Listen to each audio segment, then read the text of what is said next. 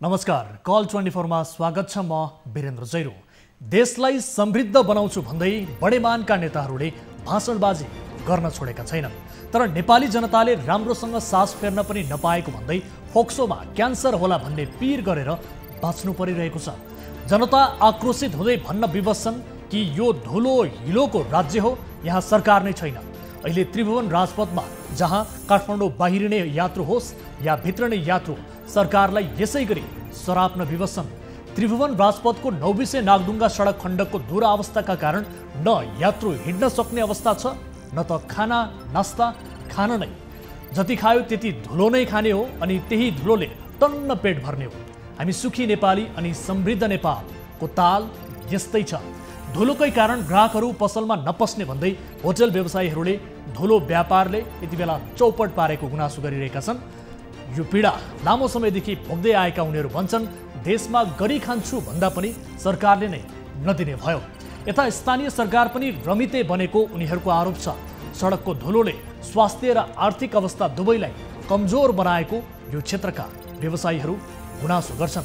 सरकारले बेवास्ता गरेका कारण पनि दुरावस्थाले शास्ति खेप्नु परिरहेको गुनासो उनीहरूको छ। धुलोले त व्यापार मात्र होइन, यो क्षेत्रका बासिन्दाको ज्यान नै खाला जस्तो भइसक्यो। तर पनि धुनीबेसी नगरपालिकाले यो समस्या समाधानका लागि चासो नै देखाएको छैन। जनताको अभिमतबाट चुनिएका प्रतिनिधिले आफ्नो बाचा कसम कहाँ भुल्न पाइन्छ र जनताको समस्यालाई बेवास्ता गर्न कहाँ पाइन्छ र कम्तीमा जनताको मागलाई सम्बोधन गर्ने वा चित्त बुझ्दो कारण वा काम गरेर देखाउन पनि जान्नु पर्यो। आजको कार्यक्रममा यो विषय समावेश गर्नेछौँ। नेपालमा हरेक वर्ष बाढी पहिरोले धेरै स्थानमा वितण्डा मचाउँदै आएको छ।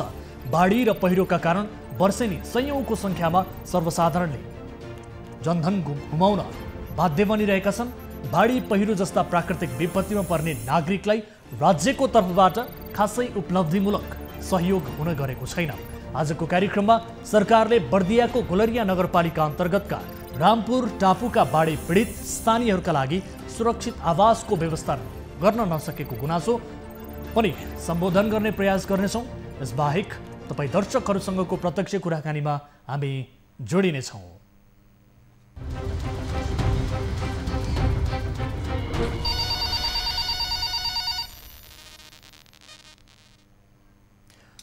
कल 24 को नयाँ श्रृङ्खलामा उपस्थित भइसकेका छौँ। दर्शक महानुभावहरू, आज पनि विविध विषयसहित कार्यक्रममा उपस्थित छौँ।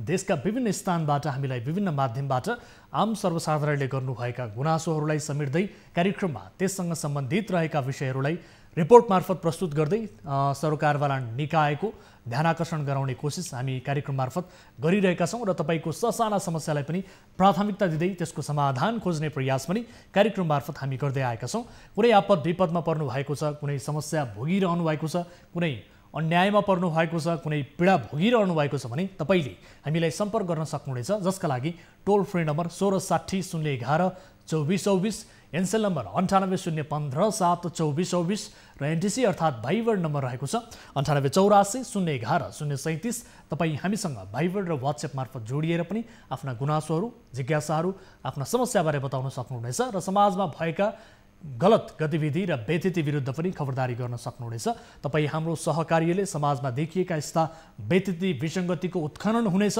र त्यससँग सम्बन्धित रहेका सरोकारवाला निकायलाई थप जवाबदेही बनाउने काम कार्यक्रम मार्फत हुनेछ। तपाईँले सहभागिता जनाउनुहोला भन्दै आजको पहिलो अनि महत्त्वपूर्ण विषयतर्फ अब यहाँहरूको ध्यानाकर्षण गराउन चाहन्छु। धादिङ जिल्ला धुनीबेसी नगरपालिका वडा नम्बर 7 त्रिभुवन राजपथ, जहाँ काठमाडौँ बाहिरने यात्रु होस् वा भित्रने यात्रु, जुन ठाउँमा खाना नास्ता नखाई गन्तव्यसम्म नपुग्ने यात्रु कमै हुन्छन्। तर त्रिभुवन राजपथको 9 नागढुङ्गा सडक खण्डको दुरावस्थाका कारण न यात्रु हिँड्न सक्ने अवस्था छ, न त त्यहाँ पुग्ने यात्रुहरूले खाना खान सक्ने स्थिति नै छ। यो क्षेत्रमा पैदल यात्रा गर्नेहरू मात्र होइन, सवारीमै यात्रा गर्नेले पनि एकपटक सरकारलाई सराप्छन् नै। किनभने घाम लागेका बेला धुलो उडेर कुहिरो मण्डल बन्ने र झरी पर्दा पानी जमेर ताल बन्नु यो सडकको विशेषता नै भइसकेको छ। त्यसमाथि यही धुलोका कारण 9 आसपासका होटल व्यवसाय चौपट भइसकेका छन्। धादिङबाट टिभी जर्नलिस्ट बासु श्रेष्ठले पठाएको यो रिपोर्ट हेर्नुहोस्।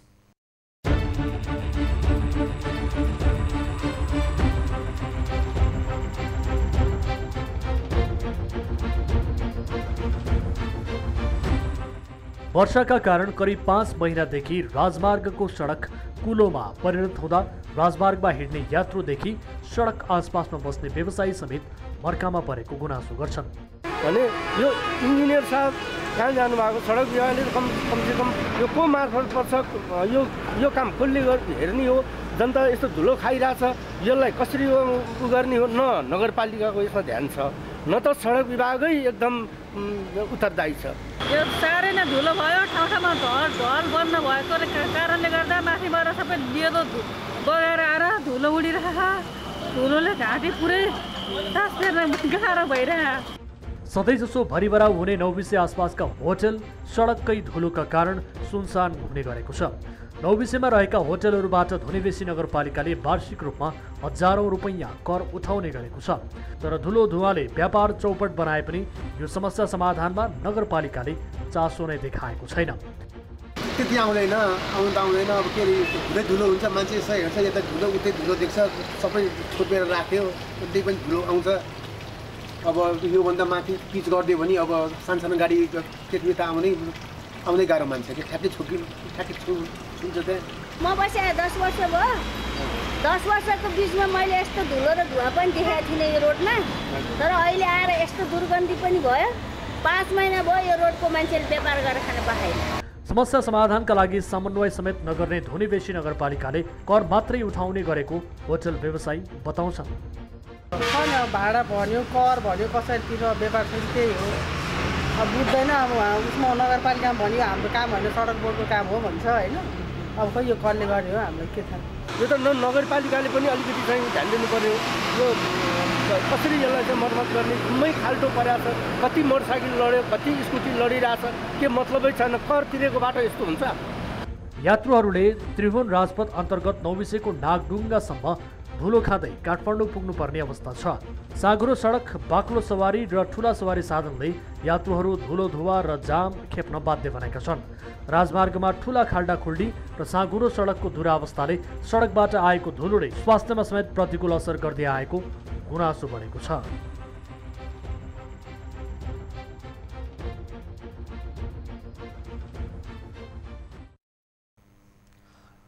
दर्शक महानुभावहरू, देशलाई समृद्ध बनाउँछौँ भनेर भाषणबाजी गर्नेहरू यति बेला जनता भने सास समेत फेर्न नपाएर फोक्सोमा क्यान्सर होला भन्ने डरले बस्नु परिरहेको यो बाध्यात्मक परिस्थिति र करिब 5 महिनादेखि नागडुङ्गा आसपासका होटल व्यवसायीहरूले आफ्नो व्यापार चौपट भएको गुनासो गरिरहेका छन्। कारण यही धुलोका कारण। यस विषयमा सम्बन्धित सरोकारवाला निकाय, विशेष गरी स्थानीय सरकार, जसले जनताको हरेक पीर मर्कालाई बुझ्छौँ र जनताका हरेक समस्याको समाधान गर्छौँ भनेर त्यही जनताको अभिमतबाट निर्वाचित भए। तर तिनै जनप्रतिनिधिले अहिले जनताको समस्या सुनिरहेका छैनन् र जनताको समस्याप्रति चासो नै व्यक्त गरिरहेका छैनन् भन्ने गुनासो आएपछि यो विषयलाई हामीले कार्यक्रममा समावेश गरेका छौँ र यससँग सम्बन्धित रहेका व्यक्तिहरूलाई हामी टेलिफोन सम्पर्क मार्फत जोड्ने प्रयास पनि गरिरहेका छौँ। विशेष गरी धुनीबेसी नगरपालिकाका प्रमुखसँग पनि हामी कुराकानी गर्नेछौँ। किन उत्तरदायी बन्न सकिएन, स्थानीय सरकार किन उत्तरदायी बनेन, जनताको यो समस्याप्रति करिब 5 महिनादेखि जनताले धुलो धुवा खाइरहेका छन् र त्यही कारण त्यहाँ आफ्नो व्यापार व्यवसाय गरेर जीविकोपार्जन गर्ने व्यवसायीहरूको व्यापार चौपट बनिरहेको छ। त्यति गर्दा पनि यसको समस्या समाधान गर्नेतर्फ किन चासो देखाइएन र सडकलाई मर्मत सम्भार गर्नेतर्फ किन चासो देखाइएन, यसबारे हामी प्रश्न गर्ने कोसिस गरिरहेका छौँ। र बालकृष्ण आचार्य जो हुनुहुन्छ धुनीबेसी नगरपालिकाका प्रमुख, उहाँसँग हामी कुराकानी गर्नेछौँ र सँगसँगै यस सडकसँग सम्बन्धित रहेका सडक डिभिजन कार्यालयका व्यक्तिहरूसँग पनि हामी टेलिफोन सम्पर्क मार्फत कुराकानी गर्ने प्रयास गरिरहेका छौँ। इन्जिनियर साहब हुनुहुन्छ कृष्ण खड्काजी, उहाँसँग पनि हामी कुराकानी गर्ने प्रयास गर्छौँ र विशेष गरी सधैँ भरिभराउ जस्तो हुने त्यहाँका होटल व्यवसायहरू यति बेला सुनसान बनेको स्थिति छ। त्यहाँ पैदल हिँड्ने यात्रु होस् अथवा सवारी साधनमा हिँड्ने यात्रु किन नहोस्, सबैको गन्तव्य खाना खाने गन्तव्य र सँगसँगै नास्ता खाने गन्तव्य भनेको त्यही ठाउँ हो र त्यो ठाउँ अहिले सुनसान बनिरहेको छ र नागडुङ्गा आसपासका क्षेत्रका होटल व्यवसायहरू चौपट बनिरहेका छन्। दर्शक महानुभावहरू, हामी विशेष गरी देशलाई समृद्ध बनाउने, देशलाई स्विजरल्यान्ड बनाउने जस्ता ठुला ठुला भाषणबाजीहरू गर्दछौँ, तर जनताले भने यस्तो किसिमको पिरमर्का भोगिरहँदा पनि त्यसलाई समाधान गर्नेतर्फ किन उत्तरदायी हुन सक्दैन सम्बन्धित निकाय? यो गम्भीर प्रश्न छ। यति बेला हामीले टेलिफोन सम्पर्कमा जोडेका छौँ। हामीले धुनीबेसी नगरपालिकाका प्रमुख बालकृष्ण आचार्य हाम्रो सम्पर्कमा जोडिनु भएको छ। मेयर साहब, यहाँलाई स्वागत छ कार्यक्रममा। ठिक छ। कृष्ण खड्काज्यू बोल्नुभयो सर। यहाँलाई स्वागत छ कार्यक्रममा। धन्यवाद। अब इन्जिनियर साहब, यहाँसँग पनि हामीले सम्पर्क गर्न चाहेकै कारण के हो भने विशेष गरी यो 5 महिनादेखि त्रिभुवन राजपथ को जुन राजमार्ग छ यो सडक धुलाम्य बन्यो, सडकमा खाल्डाखुल्डी परे, तर पनि सरकारवाला निकायले यसलाई बनाउनेतर्फ चासो दिएन भन्ने किसिमको त्यहाँका नागरिकको गुनासो, विशेष गरी जसले होटल व्यवसाय गरेर अन्य व्यवसाय गरेर जीविकोपार्जन गरिरहेका छन् ती नागरिकको व्यापार व्यवसाय धुलोकै कारण चौपट बन्यो भन्ने गुनासो आएको छ। यो गुनासो तपाईँहरूसम्म पुगेको छ कि छैन? बिल्कुल त्यो गुनासो सही हो। हामी कहाँ कुरो नि आहा हैन, स्वाभाविक रूपमा अब त्रिभुवन राजपथ अब 2025 साल भनेको आजभन्दा करिब भनौँ 50औं वर्ष अघि बनेको राजमार्ग हामी वर्षौँ टालेछौँ, खाल्टा टाल्छौँ, पिच गर्छौँ। अब तलैदेखि मेटेरियलै तलैदेखि फेल भइसकेको, त्यो ध्वस्त भइसकेको कारण अनि हाम्रो स्थानीय निकायहरूले शाखा सडकहरू धेरै खनेको कारणले सबै त्यो लेदोहरू बगेर हाम्रो नालीहरू सबै चाहिँ ब्लक हुने, अनि त्यसपछि त्यो बर्सातको बेलामा सबै अव्यवस्थित भएर चिजहरू भत्किने, यावत कारणले गर्दाखेरि चाहिँ त्यस्तो समस्या आयो। र हामी केही 5 दिन अघिसम्म चाहिँ हामी सबै पहिरोहरू सफा गर्ने र सफा गरेर यातायात सञ्चालनमा जोड दिएका थियौँ भने पछिल्लो 5 दिनपछि हामी खाल्टाखुल्टीलाई चाहिँ टालटुल पार्नेमा एकदम घनीभूत रूपमा लगाइरहेका छौँ। पछिल्लो 5 दिनमा राम्रो प्रोग्रेस भइसकेको छ। अबको 2-3 दिनमा खाल्टाखुल्टी रहित हुन्छ र केही स्थानहरू जस्तै नौबिसे लगायतका केही स्थानमा चाहिँ अलि बढी क्षति भएको ठाउँमा चाहिँ हामी दसैँ अगाडि नै टालटुल इमर्जेन्सी रूपमा टालटुल गर्छौँ। हामीले ठेक्का पट्टा व्यवस्था पनि गरेका छौँ। ती निर्माण व्यवसाय परिचालन हुँदैछन्। अब दसैँ अगाडि अलिक गाह्रो भयो परिचालन गर्न, ती सबै कामहरू हामीले गर्छौँ। भनेपछि इन्जिनियर साहब यहाँले घनीभूत रूपमा त्यो काम चाहिँ गर्दै हुनुहुन्छ अहिले? हो। एकैछिन होल्डमा रहनु होला। त्यहाँ स्थानीय नागरिक र व्यवसायीहरूले कस्तो किसिमको समस्या भोगिरहेका छन् त्यो म प्रत्यक्ष रूपमा तपाईँले सुनाउने कोसिस गर्दछु। यति बेला हामीसँग होटल व्यवसायी चन्द्र गुरुङ प्रत्यक्ष टेलिफोन सम्पर्कमा जोडिनु भएको छ। चन्द्रजी, यहाँलाई स्वागत छ कार्यक्रममा। धन्यवाद। अब धुलोकै कारण विशेष गरी तपाईँहरूले करिब 5 महिनादेखि आफ्नो व्यापार व्यवसाय राम्रोसँग सञ्चालन गर्न पाउनु भएको छैन, व्यापार व्यवसाय चौपट भयो भन्ने गुनासो गरिरहनु भएको छ। इन्जिनियर साहबलाई हामीले टेलिफोन सम्पर्कमा जोडेका छौँ, सडक बनाउँदैछौँ भन्ने किसिमको उहाँहरूबाट जवाफ आइरहेको छ। तपाईँ के भन्न चाहनुहुन्छ? तपाईँहरूले भोगिरहेको समस्या के हो प्रत्यक्ष रूपमा यति बेला सुनाइदिनुहोस् त।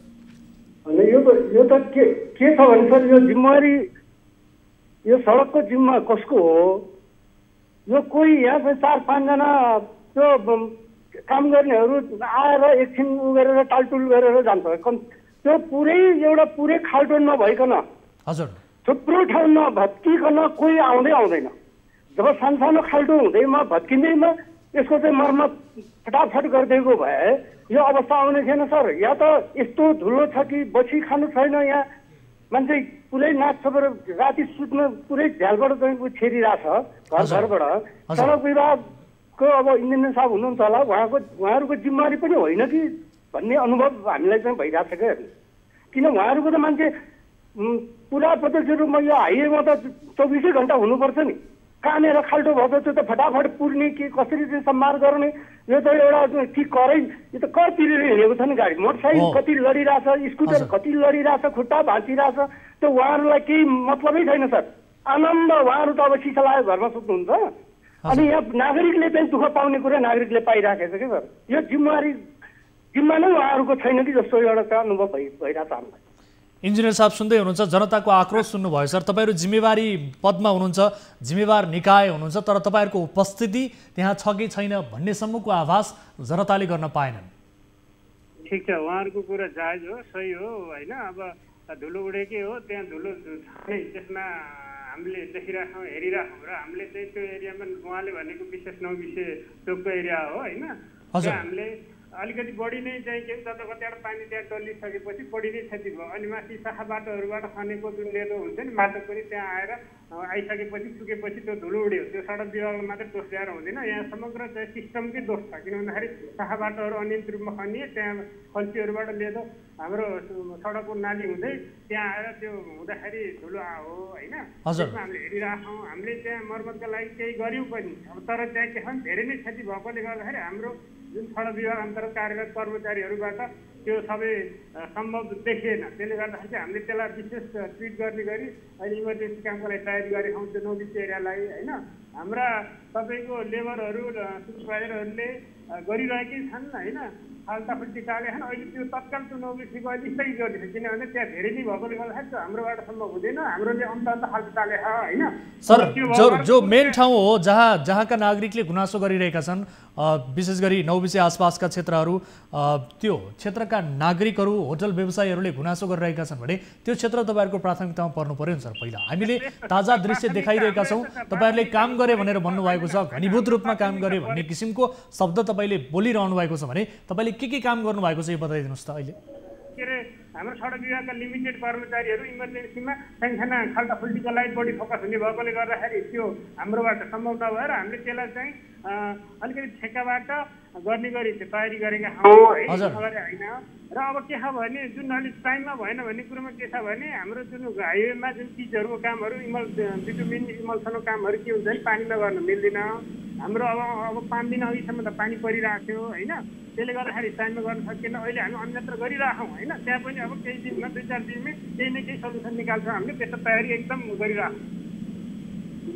इन्जिनियर साहब यस्तो पनि हुन्छ विशेष गरी अब तपाईँहरू यो समस्या चाहिँ के हो? तपाईँले भन्नुभयो सिस्टमकै यो दोष हो भनेर भन्नुभयो, तपाईँले इङ्कित गर्न खोज्नु भएको कुरा के हो यसबारे स्पष्ट पारिदिनुहोस्। जनताले किनभने त्यहाँ कर बुझाएका छन्, आफ्नो ट्याक्स बुझाएर पनि एउटा सही तरिकाले आफ्नो सडक प्रयोग गर्न नपाउने, स्वच्छ रूपमा आफूले सास फेर्न नपाउने, यस्तो पनि हुन्छ सर। यो के कारणले हो तपाईँ स्पष्ट रूपमा बताइदिनुहोस् त। होइन, एउटा सामान्य प्रिन्सिपल के हो भने जस्तै विगतको पछिल्लो 4-5 वर्षभन्दा यसपालि बढी पानी पर्यो र विगतका पछिल्ला समयहरूमा चाहिँ शाखा बाटोहरू खन्ने, माथि चाहिँ बाटो निर्माण घर घरमा अव्यवस्थित रूपमा बिना इन्जिनियरिङ त्यो बढेको छ। माथि त्यो हुने बित्तिकै सबै त्यो खल्सी हुँदै तल आउँछ। तल आइसकेपछि हाम्रो हाइवेका चाहिँ के हुन्छ भने कल्भर्टहरू नालीहरू सबै ब्लक भएर रोडमा पानी के हुन्छ आउँछ। अनि अब के भयो, पानी 5-6 दिन भयो पानी बन्द भयो। तर अब घाम लागेपछि त माथिबाट आएको लेदो चाहिँ अब त्यो माटो धुलोमा परिणत हुन्छ। अनि त्यसले गर्दाखेरि चाहिँ त्यो समस्या आयो एउटा कुरा। अरू कुरा भर्खर चाहिँ वर्षा सकिए अलिअलि त्यो घटनाहरू त्यस्ताहरू हुनु अस्वाभाविक पनि होइन। अब राजमार्गै अब पुरानो छ, ती सबै कारणले गर्दाखेरि हो। त्यसको बावजुद पनि अब हामी चाहिँ उच्च जिम्मेवारीका साथ हामी लाखौँ, हामीले गर्छौँ। तपाईँहरूको तत्काल रेस्पोन्स चाहिँ किन हुँदैन सर? तपाईँहरूले तत्काल यस्तो समस्या देखियो भने यसलाई समाधान गरिहाल्नका लागि तपाईँहरूको युनिटले काम चाहिँ किन गर्दैन सर?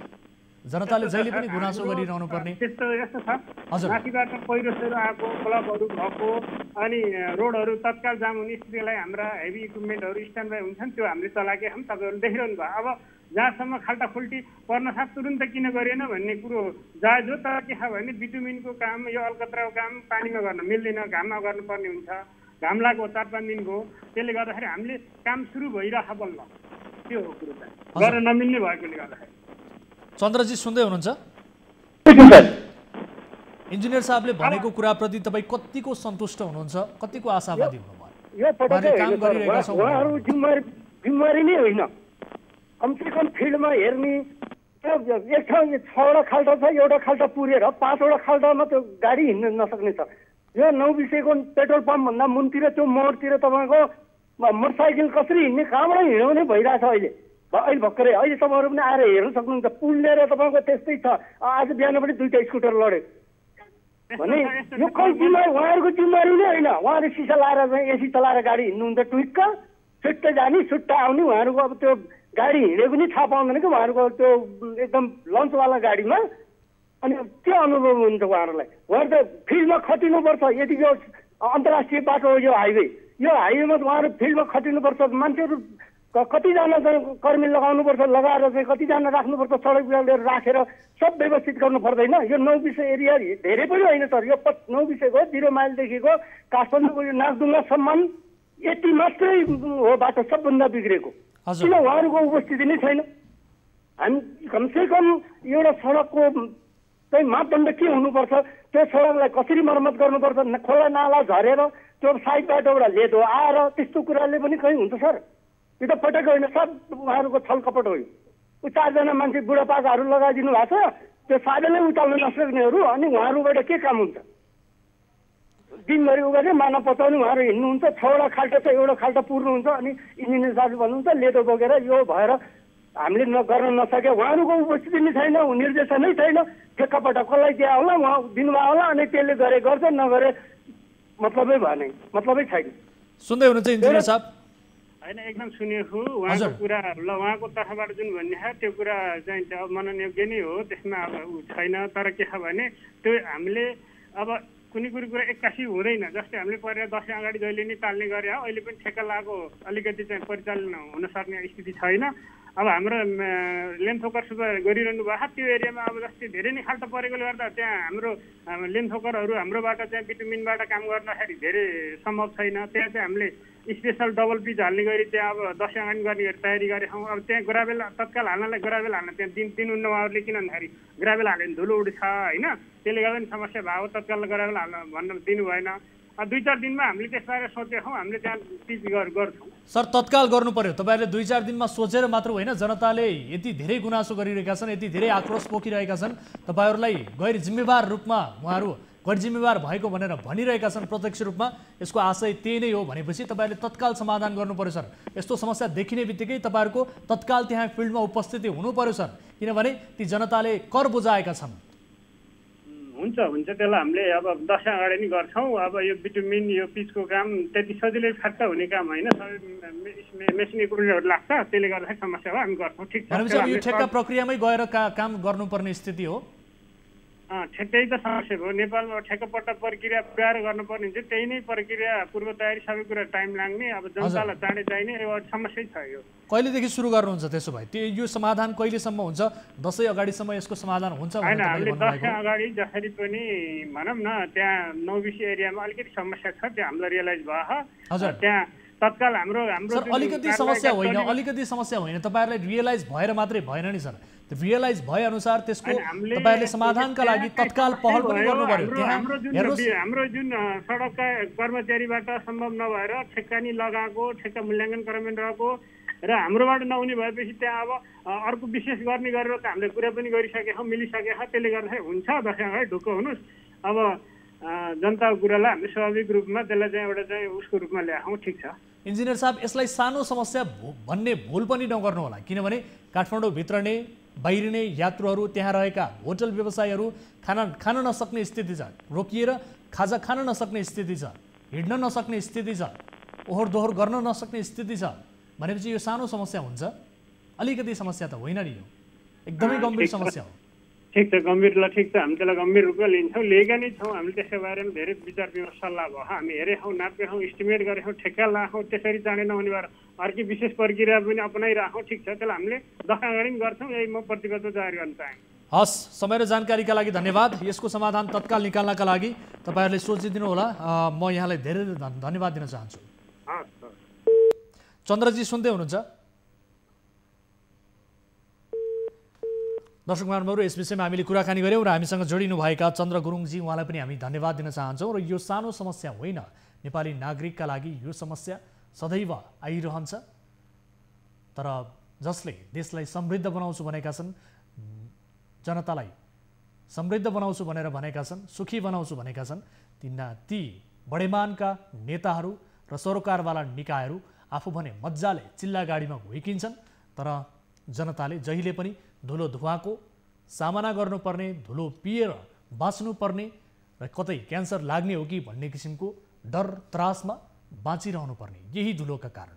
दर्शक महानुभावहरू, यस विषयलाई लिएर हामीले सम्बन्धित निकायको ध्यानाकर्षण गरायौँ र सँगसँगै हामी कोसिस गरिरहेका छौँ धुनेबेसी नगरपालिकाका प्रमुख जो हुनुहुन्छ बालकृष्ण आचार्य, उहाँलाई पनि हामी टेलिफोन सम्पर्क मार्फत जोड्ने प्रयास गरिरहेका छौँ। र यो बाटो बनाउनका लागि, यो सडक निर्माण गर्नका लागि स्थानीय सरकारले पनि आफ्ना नागरिकले भोगिरहेको समस्या समाधानका लागि चासो देखाउनु पर्दछ र यो सडक निर्माणका लागि सरकारवाला निकायलाई दबाब दिनका निमित्त स्थानीय सरकारले पनि पहल गर्नुपर्दछ।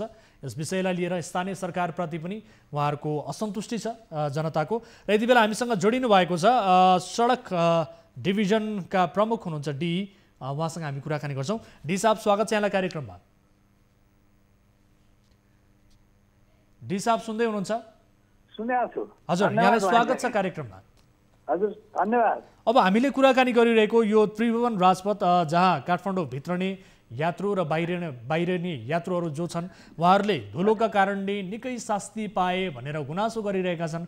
सडकमा खाल्डाखुल्डी छ तर त्यसलाई निर्माण गर्ने मर्मत सम्बर गर्नेतर्फ सम्बन्धित निकायको चासो छैन भनेर भन्छन्। तपाईँले के गरिरहनु भएको छ सर? हुन त हामीले इन्जिनियर साहबसँग कुराकानी गरेका छौँ तर तपाईँ त्यहाँको प्रमुख हुनुहुन्छ, यस विषयमा बताइदिनुहोस् न के भइरहेको छ यो गुनासोलाई? राजपथ भन्नु हो कि पृथ्वी राजपथ मार्ग? यो त्रिभुवन राजपथको कुरा गरिरहेका छौँ हामी।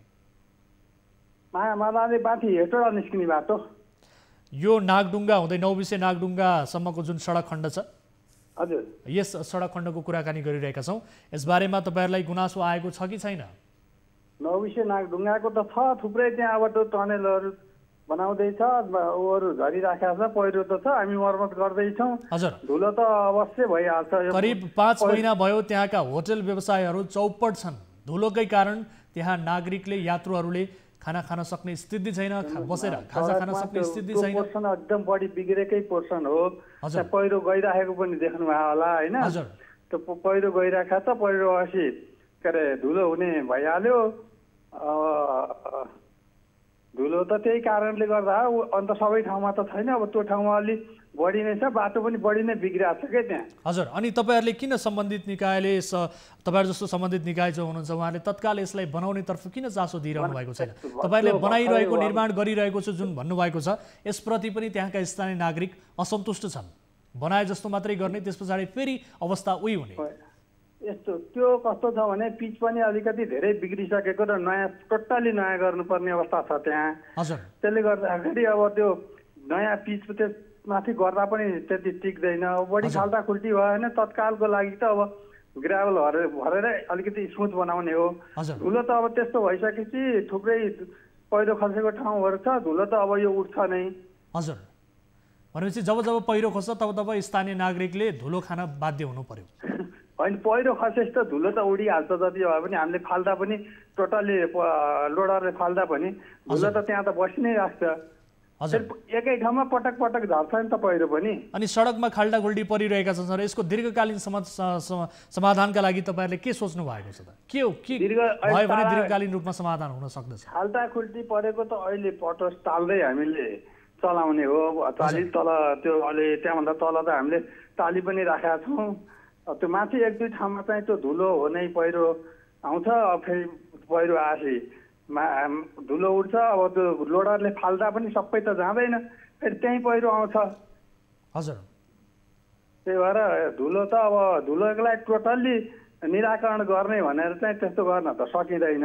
हजुर, सडकको छेउमा भएपछि घरहरू सडकमा छेउमा भएपछि केही न केही त धुलो आउँछ नै।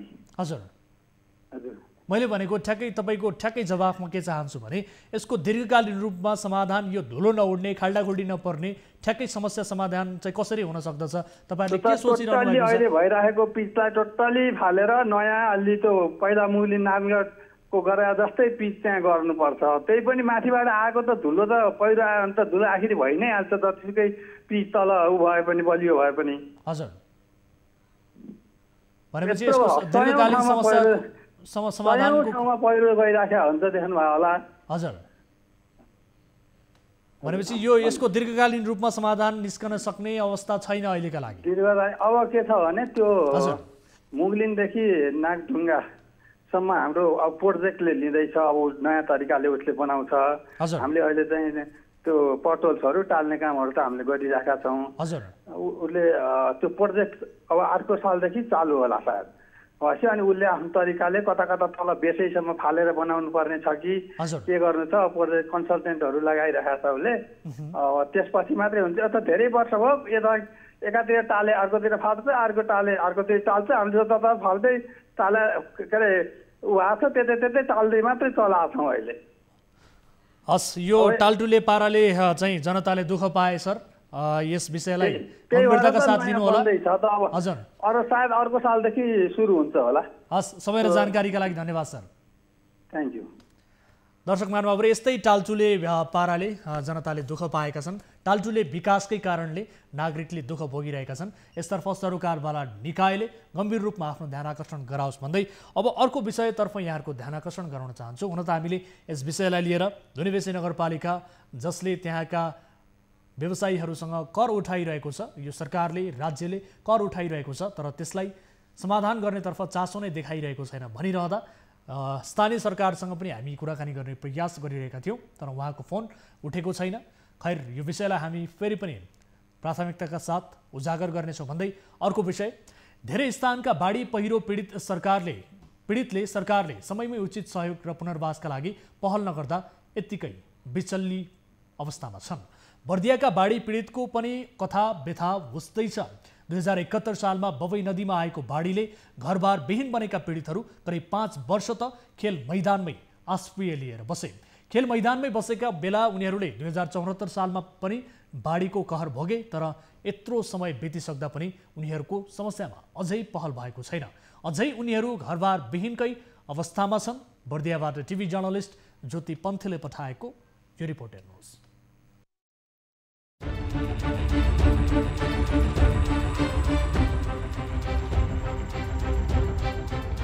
2071 सालमा घरबार विहीन भएर 8 जनाले ज्यान गुमाएको गुलरिया नगरपालिका अन्तर्गतका रामपुर टापुका स्थानीयहरूले यस बीचमा सबैतिरबाट आश्वासन मात्रै पाए, तर अहिलेसम्म कसैले पनि उनीहरूलाई सुरक्षित आवास उपलब्ध गराउन सकेको छैन।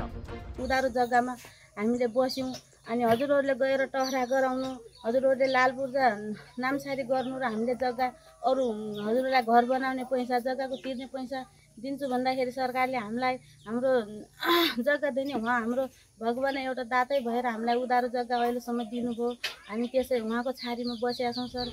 सरकारको सुरक्षित आवास अन्तर्गत जनता आवास कार्यक्रमले उनीहरूलाई घर दिने आश्वासन दिएर पहिलो किस्ता बापत जग्गा खरिद गर्नका लागि 50,000 रुपैयाँ उपलब्ध गराएको भए पनि दोस्रो किस्तामा पाउने रकम उनीहरूले पाउन सकेनन्। रामपुर टापुमा बसोबास गर्दै आएका स्थानीयलाई करिब 3 वर्ष पहिला खरिलाल लामिछानेको जग्गा खरिद गरिराखिएको छ।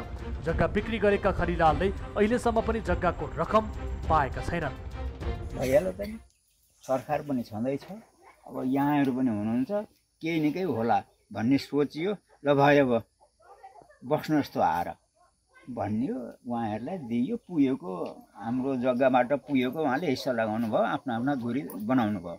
तर दुःख यहाँहरूको कहेरै नसक्ने दुःख देख्छु मैले सर। किन भन्दा अब जानिसक्नु भयो, अस्ति अहिले त आज पानी आएर यो ओभाको जग्गा भयो, यो हिलैमा टेकेर भित्र जाने हो, हिलैमा टेक्न बाहिर निस्कने हो।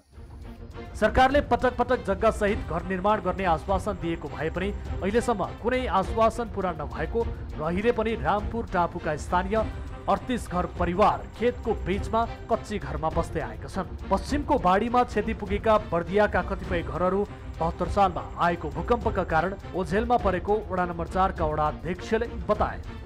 दोस्रो बाढी पनि उहाँले 74 सालमा पनि बिताउनु भयो। त्यसपछि हामीले के गर्नु त भन्दाखेरि 50,000 रुपियाँ चाहिँ तत्कालीन जनता आवास सदमसरी कार्यक्रमबाट उहाँहरूले 50,000 रुपियाँ प्राप्त गर्नुभएको थियो। त्यो प्राप्त गरेको पैसालाई हामीले यसलाई जग्गामा परिणत गरौँ भन्ने किसिमले बुवासँग चाहिने 1 बिघा 15 धुर जग्गा लियौँ। त्यसलाई प्लोटिङ गर्ने कुरामा पनि फेरि लामो समस्या आयो। 3-4 महिना हामीलाई त्यो प्लोटिङ गर्दाखेरि माथि केन्द्रबाट रोकिएको थियो प्लोटिङ गर्ने कुराहरू। गुलरिया नगरपालिका वडा नम्बर 4 बाट विस्थापित भएका उनीहरूलाई नगरपालिकाको सहयोगमा जग्गा खरिद गर्न रकम उपलब्ध गराइएको थियो। उनीहरूको रकम नै बुझेर जग्गा खरिद गरेको र बाँकी रकम पाउन समेत बाँकी रहेको र छिट्टै यसको समाधान खोजिने नगरपालिकाका प्रमुख प्रशासकीय अधिकृत प्रकाश देवकोटा बताउँछन्। मैले उहाँहरूलाई आश्वासन के दिएको थियो भने दसैँसम्म तपाईँहरूको चाहिँ अब घर बन्ने पहल सुरु हुन्छ, घरै बन्छ है, ल अब ढुक्क हुनुहोस् भनेर मैले त्यतिखेर भने। यहाँहरू सबै फेरि पनि मैले दोहोऱ्याएँ बन्छ भने होइन। र त्यसपछि मैले अनि उहाँहरूलाई अध्यक्षज्यूहरूलाई अनि त्यसपछि अरू यहाँका अभियन्ता साथीहरूलाई बोलाएर छलफल गरेँ। हाम्रो पहल कहाँबाट सुरु भएको छ, कहाँ रोकिएको छ त है। त्यो सुरु त त्यहीँबाटै गर्नु पर्यो। यसैबीच जिल्ला प्रशासन कार्यालय बर्दियाका प्रमुख जिल्ला अधिकारी सन्त बहादुर सुनार सहितको टोलीले पीडितहरू बसिरहेको स्थानको अनुगमन गरेको छ।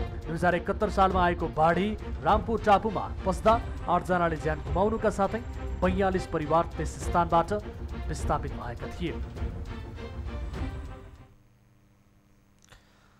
दर्शक महानुभावहरू, यस विषयमा थप कुराकानी गर्छौँ। यति बेला हामीसँग बाढी पीडितको प्रतिनिधित्व गर्दै बिमला विक प्रत्यक्ष रूपमा आफ्ना केही कुराहरू राख्नका लागि जोडिनु भएको छ। बिमलाजी, यहाँलाई स्वागत छ कार्यक्रममा।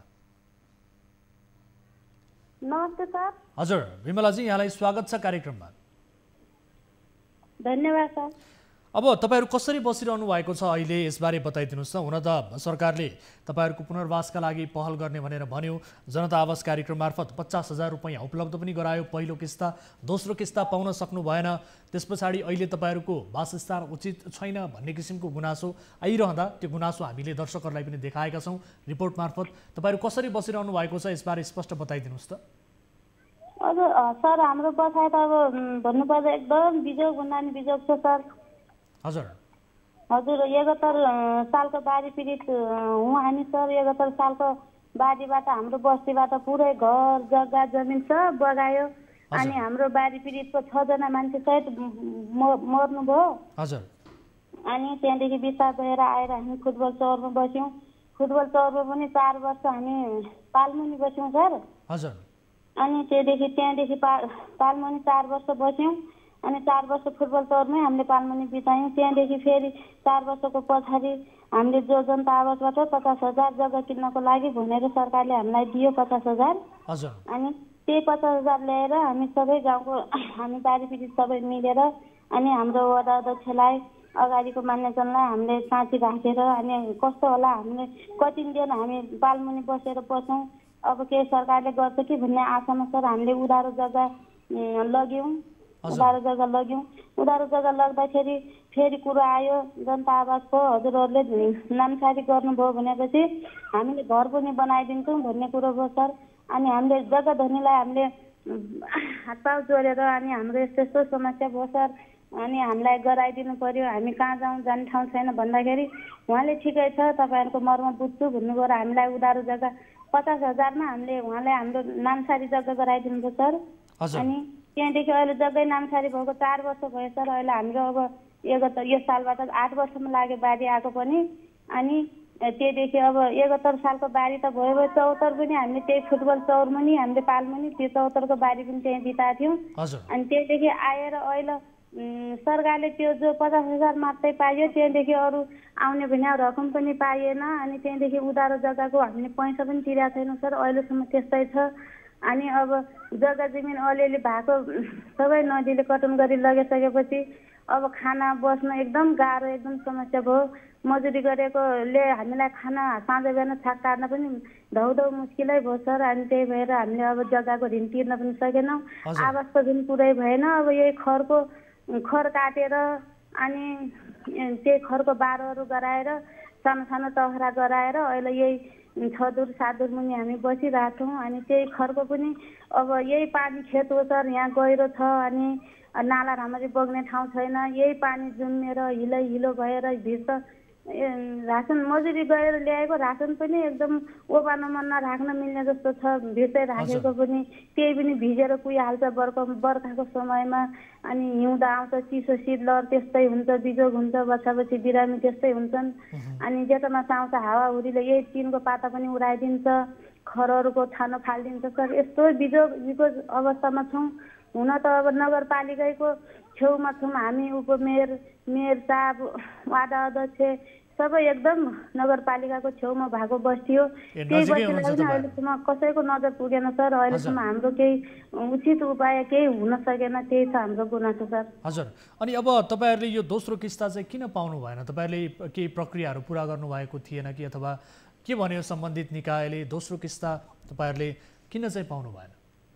अब दोस्रो किस्ता सम्बन्धित निकाय त सर हामीले कति ज्ञापन पत्र बुझायौँ, काहीँ ठाउँमा बैठक बस्छ, काहीँ नेता आज त यस्तो ठाउँ एमालेको नेता आउँदै हुनुहुन्छ भन्नुहुन्छ, हामीले ज्ञापन पत्र लगेर त्यहीँ पुग्यौँ। काहीँ काङ्ग्रेसको नेता आउनुभयो, हामीले त्यहीँ गयौँ। काहीँ जुन ठाउँ जसको नेता आउनुहुन्छ हामीले त्यहीँ गएर पनि ज्ञापन पत्र बुझायौँ। यहाँबाट हामीले नेपालगञ्ज सहरी विकासमा हामीले घरबाट 100 रुपियाँ 50 रुपियाँ उठाएर पनि पुग्यौँ सर। हामी यति पनि होइन, बाढी पीडितका लागि हामी काठमाडौँसँग सुत्दा पनि पुग्यौँ सर। खै अब त्यो कुरा खै जाँदाखेरि नगरपालिका त धाइरहन्छौँ हामी। अनि हुन्छ हजुरको माथि रोक्याउँछ, माथि केन्द्रबाट पठाएपछि हामीले दिने हो, हामीले होइन तपाईँको व्यवस्था हुन्छ हामी बनाउँछौँ गर्छौँ, तपाईँको दुःख देखाछौँ भन्नुहुन्छ अब यहाँको निकायले। अनि हुँदैन त कहिल्यै भन्नुहुन्न, हुन्छ हजुरको दुःख बुझेका छौँ देखाएको छौँ अनि बनाउँछौँ, हजुरको पैसा माथिबाट आएको छैन दिन्छ भन्नुभयो। अब कहिले भूकम्पले रोकियो भन्नुभयो, अब कहिले आएको छैन भन्नुभयो, कहिले केही भन्नुभयो। अनि यस्तै गरेर कार्य आउँछ सर। अनि प्रक्रिया त यस्तै हो, हामी बाढी पीडित वास्तविकै एकदम बाढी पीडितै हो सर। 6 जना मान्छे हाम्रो परिवार गुमाएर हामी बसेका छौँ सर। अनि अब सबको नजरमा देख्न प्रत्यक्ष जुन आएर पनि देख्न सक्नुहुन्छ एकदम पीडितको पीडितै हो सर हामी। हजुर, अब सिडिओ साहबहरूले त्यहाँ अनुगमन पनि गर्नुभएको छ, अनुगमनका क्रममा उहाँहरूले के भन्नुभयो तपाईँहरूलाई? हामीले अनुगमनको क्रममा हामीले सिडिओ उहाँ साहबकोमा गयौँ हामी। अब लास्टै भयो, अब हाम्रो उपाय छैन, हामी आइमाई टोली सबै बच्चा बच्ची सबै अनि अब छोरा मान्छेहरू यताउता मजुरी हिँड्ने। अनि हामीहरू गएर सिडिओ साहबलाई हामीले भन्यौँ, आफ्नो दुःख पोख्दै रुँदा पनि रोइयो सर। अब मनको पीडा दुःख गर्दा गर्दै आइहाल्छ, मनमाथिको घाउ छ। ठिक छ, एकैछिन होल्डमा रहनु होला बिमलाजी। हामीले टेलिफोन सम्पर्कमा जोडेका छौँ यति बेला प्रमुख जिल्ला अधिकारी बर्दियाका सन्त बहादुर सुनार हाम्रो सम्पर्कमा हुनुहुन्छ। सिडिओ साहब, यहाँलाई स्वागत छ कार्यक्रममा। धन्यवाद। हजुर, अब केही दिन अघि तपाईँहरू अब यो विशेष गरी रामपुर टापुमा रहेका जति पनि बाढी पीडितहरू छन्, जहाँ 2071 सालमा 8 जनाले ज्यान गुमाएका थिए भने 42 परिवार त्यस स्थानबाट विस्थापित भएका थिए। त्यो क्षेत्रमा तपाईँहरू पुग्नुभयो, अनुगमन गर्नुभयो, तर यतिका लामो समयसम्म उहाँहरूको पुनर्वासको व्यवस्था किन हुन सकेको रहेनछ? उहाँहरूको अवस्था के पाउनुभयो, किन हुन सकेन, यसबारे बताइदिनुहोस् त सिडिओ साहब। 71 सालदेखि अहिलेसम्म उहाँहरू पीडितै अवस्थामा हुनुहुँदो रहेछ होइन। त्यो जानकारी मैले पनि धेरै आएपछि जानकारी पाएँ। मैले 71 सालदेखि अहिलेसम्म किन रोकिएको हो भने सबैले आश्वासन दिनुभएको छ, हुन्छ भन्नुहुन्छ, तर भएको छैन भन्नु पनि ठिक छ। तपाईँहरूको समस्या के रहेछ, कति परिवारहरू हुनुहुन्छ, म त्यहाँ स्थलगत आउँछु भेट्छु भने। अनि म गएँ, अलि पहिला म गएको थिएँ, गएर हेरेँ त्यो घरहरू 38 घरहरू रहेछन्, अवस्था अलिकति खराबै रहेछ। र जग्गा एकजना चाहिँ जग्गा धनीले उधारोमै जग्गा पास गरिदिनु भएको रहेछ। केही जग्गाको लागि पैसा 50,000 का दरले दिएको रहेछन् र उहाँहरूले त्यो दिएर उधारै जग्गा पास गरेको। र विविध कारणहरू कसै अब यो अहिलेको यो कोअर्डिनेसनको पाटो नमिलेर अब केन्द्रीय सरकार, त्यसपछि प्रदेश सरकार अनि त्यसपछि स्थानीय तह कोअर्डिनेसन नमिलेर त्यो अलिकति ठुलो एमाउन्टमा बनाउनु पर्ने, अलिकति धेरै बनाउनु पर्ने, यसरी त्यो समस्याग्रस्त भएको पाएँ मैले। भने म कोअर्डिनेसन गर्छु र प्रदेश स्थानीय तह अनि त्यसपछि अन्य एनजिओ आइएनजिओहरूले पनि सहयोग गर्छन् कि तपाईँहरूको समस्या समाधानमा म त प्रयास गर्छु भनेर मैले साउनको महिना साउनभन्दा अगाडि नै यो बर्खामा नै उहाँहरूलाई उद्धार गर्नका लागि प्रयास गरेको थिएँ। अब बिचमा म आफै पनि बिरामी भएँ अब कोभिडको कारणले।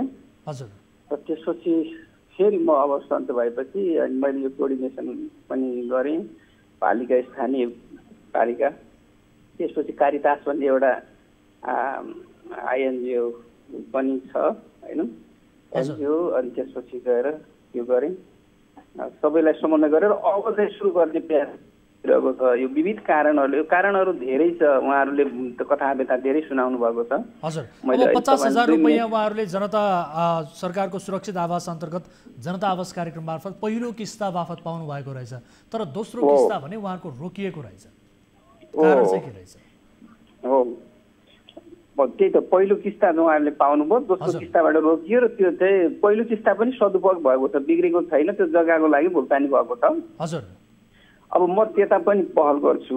हजुर, र यतातिर पनि अब मैले सबैलाई कोअर्डिनेसन गरेर एक ठाउँमा सबैको प्रयास एकीकृत गर्ने प्रयास गरेको छु। अब छिट्टै त्यो सुरुवात हुन्छ। त्यो 71 सालदेखिको उहाँहरूको पीडालाई समाधान गर्न मैले आफ्नो तर्फबाट सबै प्रयासहरू गरेको छु र सबै सहमत भएको छ। हिजो मात्रै हामी त्यहाँ गएर हामीले चाहिँ सबैले आफ्नो वचनबद्धता प्रतिबद्धता जाहेर गरेका छौँ। अब तपाईँले प्रयास गरिरहेको छु भनेर भनिरहँदा तपाईँले आफूले गरिरहेको प्रयासहरू के हुन्, कुन कुन निकायसँग समन्वय गर्नुभयो, कहाँ कहाँ कमजोरी रहेको हो तपाईँले फेला पार्नुभयो, कसले चाहिँ कमजोरी गरेको रहेछ यसबारे स्पष्ट पारिदिनुहोस् त। कहाँबाट रोकिएको रहेछ त्यो उहाँहरूले? कमजोरी भन्दा पनि यो एउटा समन्वय र कुनै काम सुरु गर्दाखेरि त्यसलाई समन्वय गर्ने, सुरुवात गर्ने होइन। मैले त के भन्छु भने इस्युहरूलाई चाहिँ च्यालेन्जहरू के छ त्यसलाई चाहिँ आइडेन्टिफाई गर्ने र त्यसपछि एक्सनमा जाने र रिजल्ट खोज्ने हो हाम्रो विकासको मोडेल। त्यो हो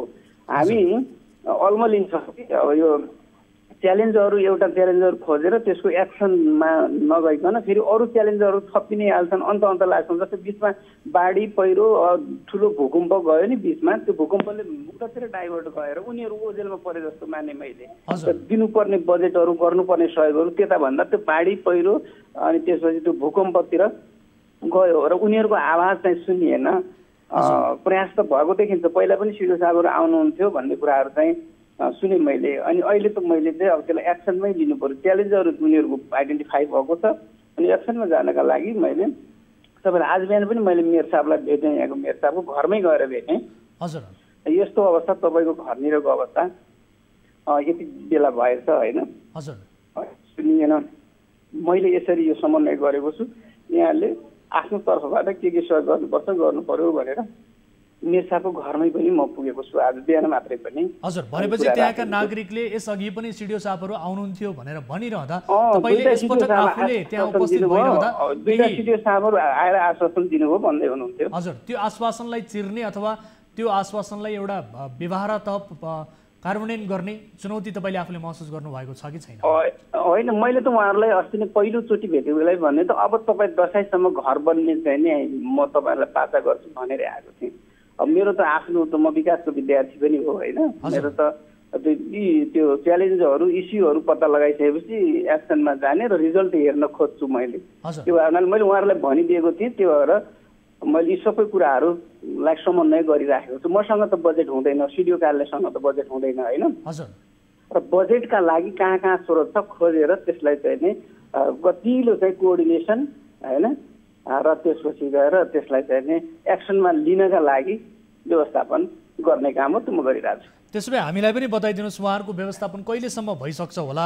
यो काम सुरु हुन्छ, अब काम सुरु हुन्छ, एक्सनमा जान्छ, अब 1-2-3 दिनमै जान्छ, सुरु भइसक्यो भनौँ, सुरु भइसक्यो। म त्यो भएको हुनाले नै आज मैले हिजो प्रमुख प्रशासनिक अधिकृतलाई लिएर त फिल्डमा गएको थिएँ।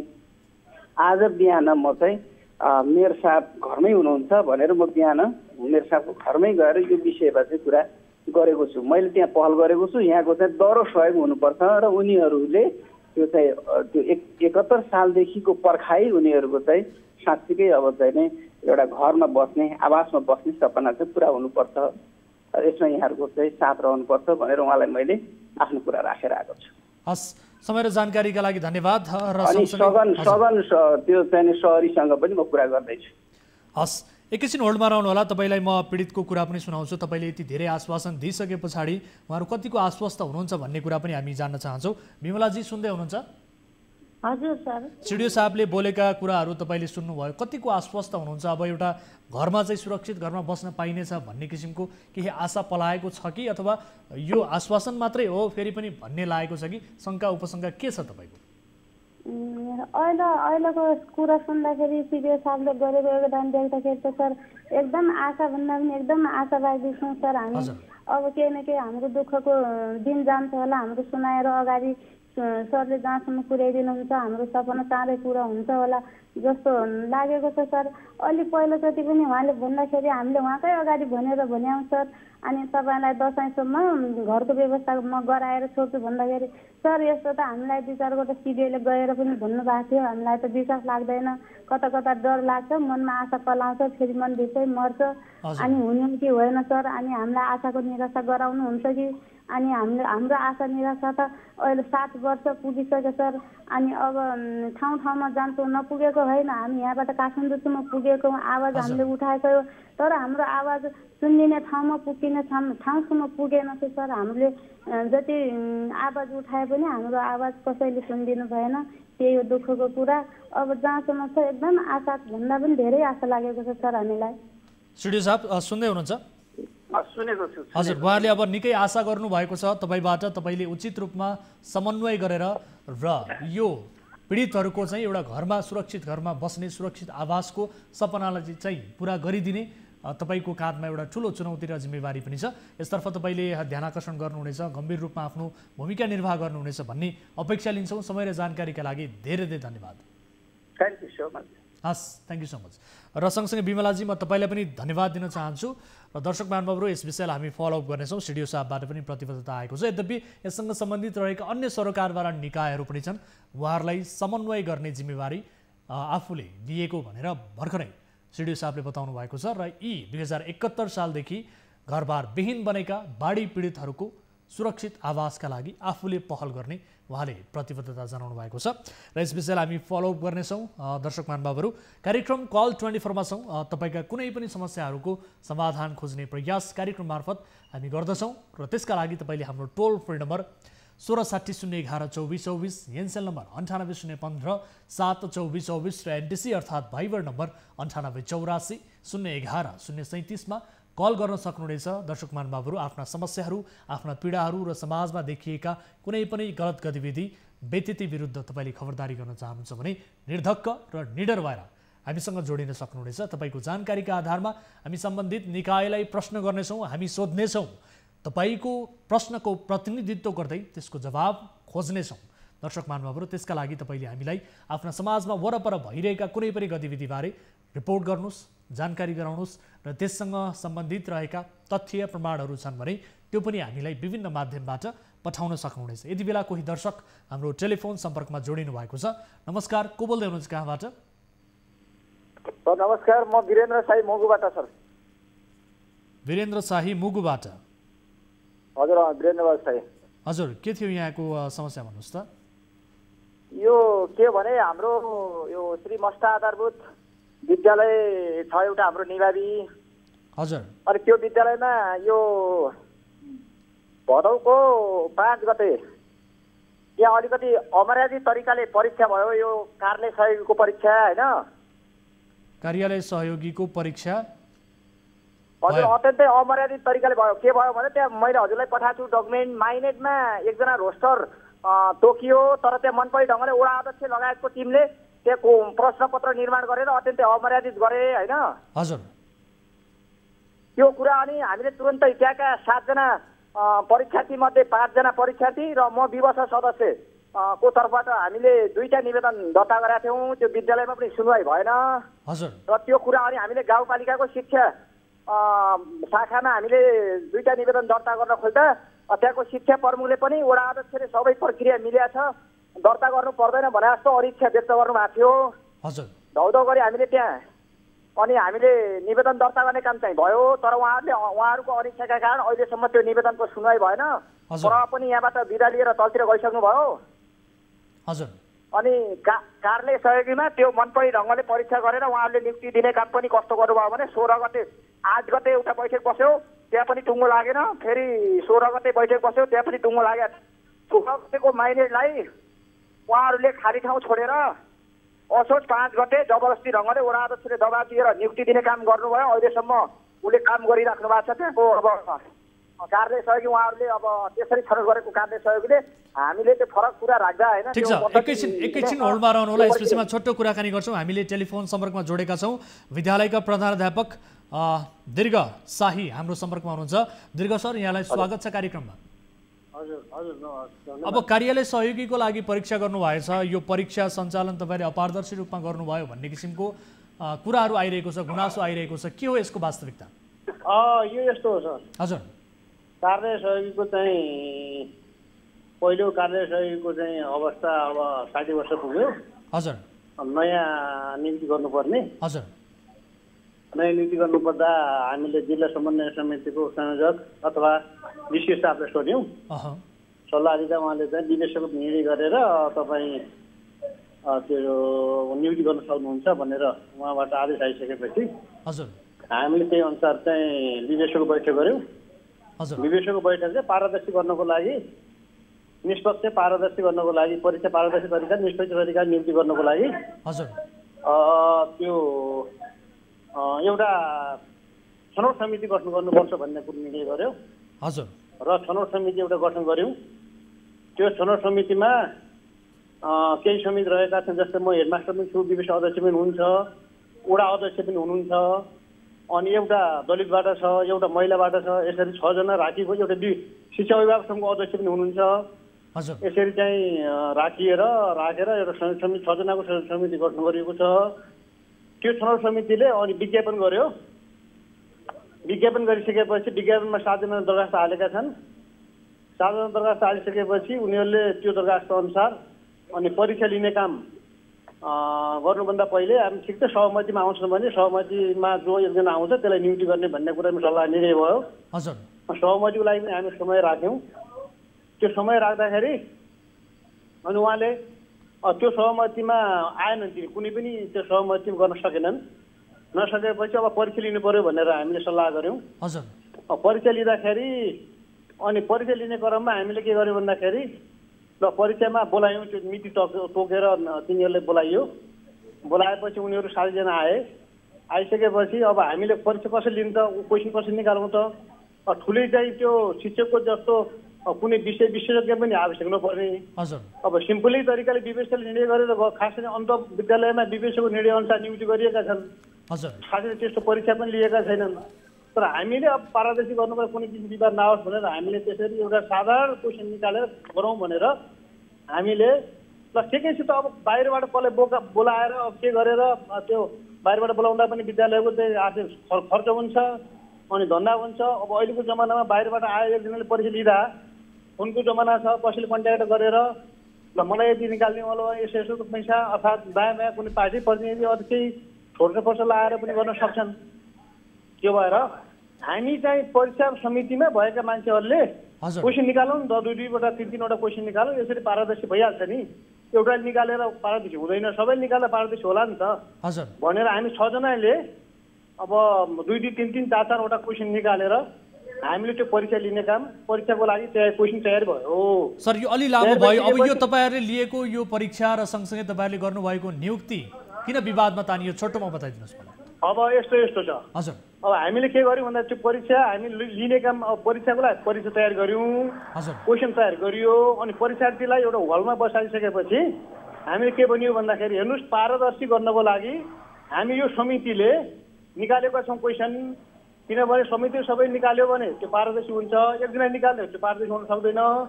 यसरी गरेका छ भनेर उहाँलाई गरियो। त्यसपछि एउटा आचार संहितामा तयार गरियो। आचार संहितामा पनि ल यो क्वेसनमा यो तपाईँले परीक्षा ठिक छ भनेर उहाँहरूले सिग्नेचर गर्नुभएको छ। परीक्षामा बसेका 7 जना परीक्षार्थीहरूले त्यसमा पनि सिग्नेचर गर्नुभयो। उहाँले सिग्नेचर गरिसकेपछि ल ठिक छ त भनेर यसले जाउँ भनेर हामी त्यसै गरियो। हस् ठिक छ सर। अब अहिलेका लागि त अलि समय सकिएको छ। म यो विषयलाई फलोअप गर्नेछौँ भन्ने किसिमको तपाईँलाई बताउन चाहन्छु, जानकारी दिन चाहन्छु। यो विषयलाई हामी फलोअप गर्नेछौँ। समय र जानकारीका लागि अहिलेका लागि म तपाईँलाई धेरै धेरै धन्यवाद दिन चाहन्छु सर। र सँगसँगै वीरेन्द्रजी हामीसँग जोडिनु भएको थियो। शाहीजी, अहिलेका लागि कार्यक्रमको निर्धारित समय सकिएका हिसाबले यो कुरालाई हामीले यहीँ टुङ्ग्यायौँ र यो विषयलाई हामी फलोअप गर्नेछौँ। के भएको हो, प्रधानाध्यापकज्यूको कुरा पनि निकै लामो आयो, त्यस कारणले यसलाई छुट्याउने प्रयास गर्दा गर्दै पनि कार्यक्रम निर्धारित समय सकिएको छ। यो विषयमा हाम्रा टिभी जर्नलिस्टको पनि हामी ध्यान आकर्षण गराउनेछौँ र आखिर यो नियुक्ति किन विवादमा तानियो यस विषयमा थप वास्तविकता दर्शकहरूलाई देखाउनेछौँ भन्दै आजका लागि कार्यक्रमको निर्धारित समय सकिएको छ। कुनै आपद विपदमा पर्नु भएको छ भने तपाईँले हामीलाई हाम्रो टोल फ्री नम्बर 1660112424, एनसेल नम्बर 980150 72424 र एनटिसी अर्थात् भाइबर नम्बर 9884 011 037 कल गर्न सक्नुहुनेछ। 24 घण्टा हाम्रो 24 हेल्प डेस्क तपाईँको समस्या सुन्नका लागि र सुन्ने मात्र होइन, त्यसलाई समाधान गर्नका लागि तैनात छ। मध्यस्थकर्ताको भूमिका निर्वाह गर्ने हामी कोसिस निरन्तर रूपमा गरिरहेका छौँ। हामी निरन्तर न्युजमा छौँ। नमस्ते।